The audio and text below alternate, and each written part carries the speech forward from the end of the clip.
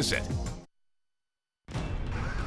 Good morning, America. This morning, the airport shooting, a terrifying scene. Why did a discharged military veteran allegedly open fire at the airport in Fort Lauderdale? The bloodbath at the baggage carousel. Flying all around us. Frightened passengers evacuated from the terminal. This cowardly, heinous act resulted in the deaths of 5 people. Also this morning, what we're learning about the suspect. Were there red flags about his mental health? FBI agents staging raids outside these homes. The deadly shooting raising new questions about airport security and protecting passengers. Kremlin connection, the nation's top intelligence officials releasing a report pointing fingers at Vladimir Putin over an influence campaign aimed to help Donald Trump. Well, look, I think that what is true is that the Russians intended to meddle, and they meddled. This morning, the president-elect weighing in on that explosive report. And winter storm, 70 million people in 27 states under alerts, blizzard warnings, up to a foot of snow, icy roads, hundreds of crashes, even snowplows out of control. Oh my God! Flights canceled, palm trees pummeled, plus the major storm out west and the concerns for catastrophe. From ABC News, live in New York, this is Good Morning America. Good morning. We have a lot of news this morning, and we're going to start here with the new information pouring in overnight on the suspect in that mass shooting at the airport in Fort Lauderdale, Florida. His name is Esteban Santiago. This is the photo taken overnight as he was booked into the Broward County Jail on murder charges. He's a 26-year-old Iraq War veteran with a reported history of mental illness and alleged domestic abuse. His family told the New York Times that he'd recently been hallucinating. As investigators try to pinpoint a motive here, we're hearing harrowing stories from people who were inside the terminal when Santiago allegedly opened fire. Look at these images. The gunman being led away by police, and there's the gun on the ground. We're going to talk to the passenger who took those shots coming up. Also overnight, those long lines, passengers forced out of the airport and into a nearby cruise terminal waiting to board buses. We do have team coverage this Saturday morning, and we begin with ABC's Eva Pilgrim in Fort Lauderdale for us this morning. Hi, Eva. Good morning, Paula. The airport here opening just hours ago, although there are delays and cancellations. This morning, investigators focusing on what drove this man to shoot all these people and why he came to Florida. This morning, the first look at the alleged Fort Lauderdale shooter, Esteban Santiago, handcuffed on his way into a South Florida jail, now in federal custody on murder charges with no bond. Stop firing downstairs. Santiago allegedly opening fire in the baggage claim. Lower level inside. We have a subject with gunshot to the head. Sources telling ABC News the 26-year-old gunman arrived in Fort Lauderdale as a passenger on a Delta flight, traveling from Anchorage, Alaska through Minneapolis to Fort Lauderdale. According to investigators, legally checking his unloaded gun and separate ammunition into his one and only bag. After getting off the plane, a Broward County commissioner telling us the former soldier went into a bathroom where allegedly he loaded his weapon and came out shooting. Flying all around us. Santiago allegedly firing indiscriminately, men, women, anyone in front of him. The bullet was still in my backpack when the FBI searched it. Without my laptop in the case, in the plastic case, the bullet would have gone through my shoulder blades. This cowardly, heinous act resulted in the deaths of 5 people.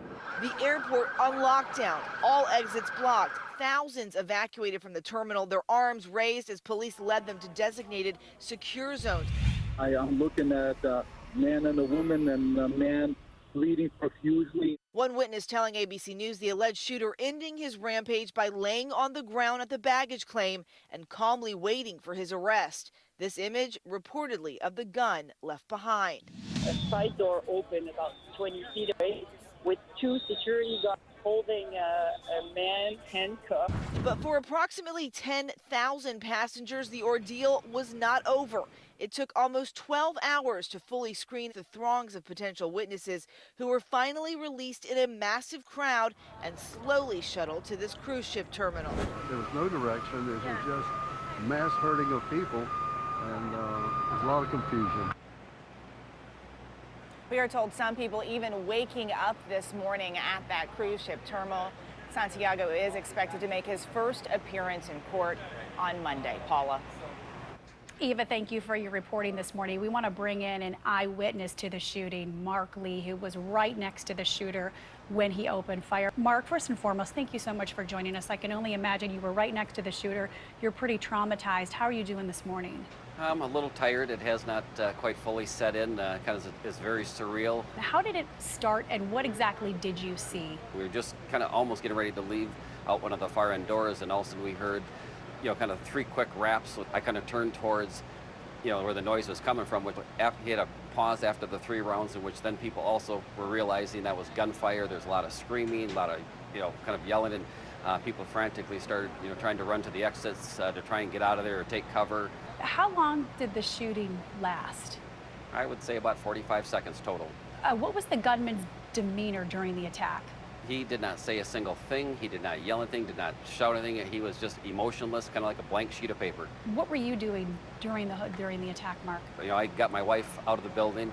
From there, after she got out of the building, there was a number of older ladies that had fallen in the exit way trying to get there, so I went back in and helped them get out. The shooter, he's walking in the same direction towards me. At one moment, both you and the shooter were kind of walking towards one another. Was there a moment you thought, I might not make it out alive?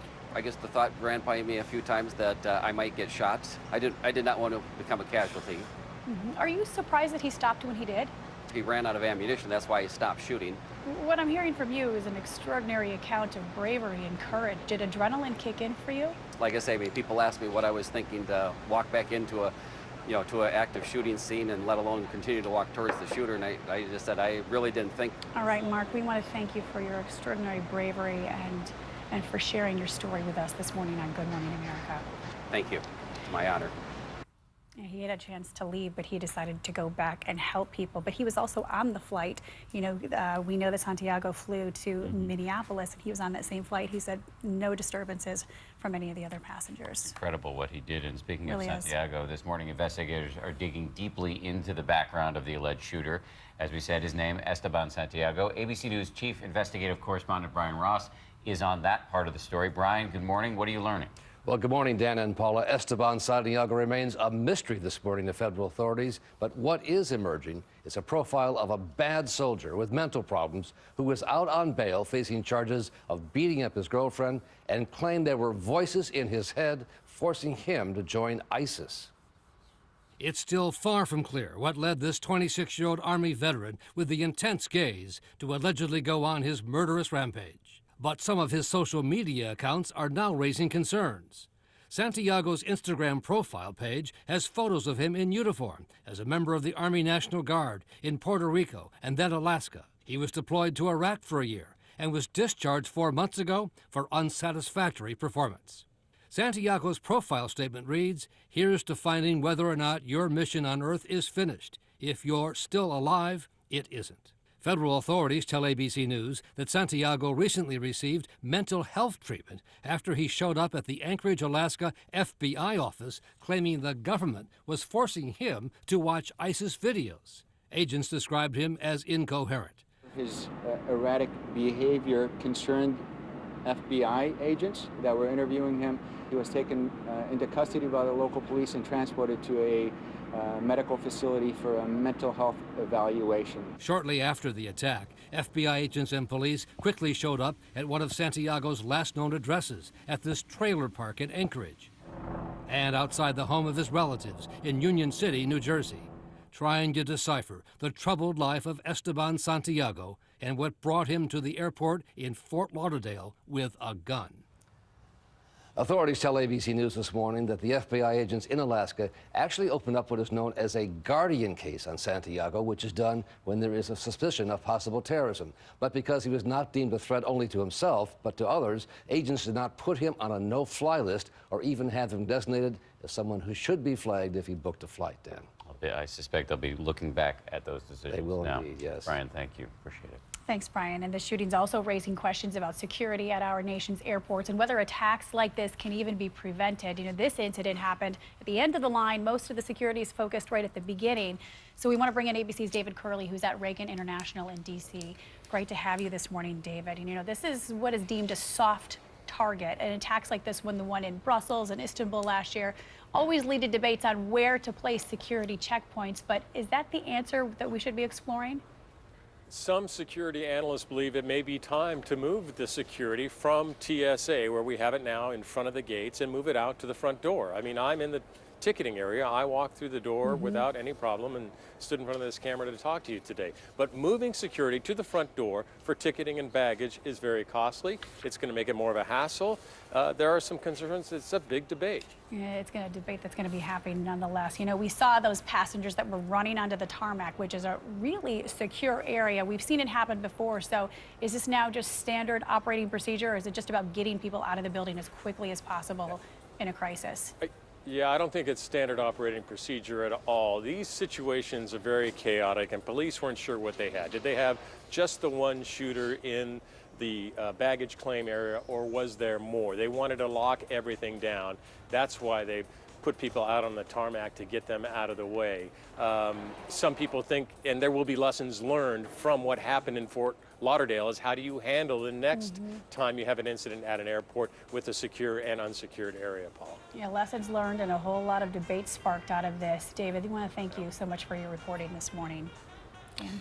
We're going to continue to cover this story throughout the morning, but we do move on right now to another major story we are covering, the new declassified intelligence report that says Russia tried to influence the American presidential election. President-elect Donald Trump, who Vladimir Putin was allegedly trying to help, now making his first comments after being briefed by intelligence officials. And ABC's David Wright is here with more. David, good morning. Good morning, Dan. This was a dramatic scene in the Cold War 2.0. The president-elect sitting down with the spy masters, America's most senior intelligence officials, hearing their unequivocal assessment that Vladimir Putin ordered the hack of the U.S. election with the intention of electing Trump, and still, Donald Trump doesn't seem to buy it. The classified briefing took place at Trump Tower, the nation's top intelligence officials there to explain in detail why they're convinced Russia tried everything possible to influence the November election in favor of Trump. A declassified version of the report released later in the day read, "We assess Russian President Vladimir Putin ordered an influence campaign in 2016 aimed at the U.S. presidential election. The goal? To help President-elect Trump's election chances when possible by discrediting Secretary Clinton and publicly contrasting her unfavorably to him." ABC chief anchor George Stephanopoulos discussed the matter with President Obama. Bottom line, this time, Vladimir Putin got what he wanted. Well, look, I think that what is true is that the Russians intended to meddle, and they meddled. I'll be honest with you, George, one of the things that I am concerned about is the degree to which we've seen a lot of commentary lately where there were Republicans or pundits or cable commentators who seem to have more confidence in Vladimir Putin than fellow Americans because those fellow Americans are Democrats. That cannot be. Does that include the president-elect? Well, what I will say is that, and I said this right after the election, we have to remind ourselves we're on the same team. Vladimir Putin's not on our team. Before the classified briefing, Trump repeatedly cast doubt on the Russian hacking story. Afterward, he released a statement that didn't even mention Putin. Trump did concede that Russia, China, and others are consistently trying to hack a variety of American institutions, but rejected any assertion this might have influenced the election results. Well, this morning, Trump tweeted there was absolutely no evidence that the hacking affected the election results. He's now calling for a congressional investigation, not into the Russian hacking, but rather into how reporters obtained a leaked copy of the declassified report, even before Trump himself had had the briefing.